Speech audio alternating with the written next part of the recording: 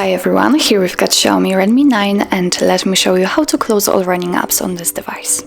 So actually all we have to do is open the recents, and you can do it by tapping on the square icon right here. Let's tap on it, and as you can see here we've got the list of previously opened apps.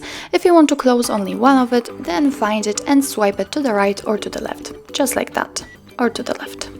But if you want to close all of them, just tap on this X button right here. As you can see, we just got back to our home page, so let's open the recents. And here we've got no recent items, so it means that we successfully closed all background apps. So that's all. This is how to close running apps in your Xiaomi Redmi 9. Thank you so much for watching, and if you find that this video was helpful, please hit the subscribe button and leave the thumbs up.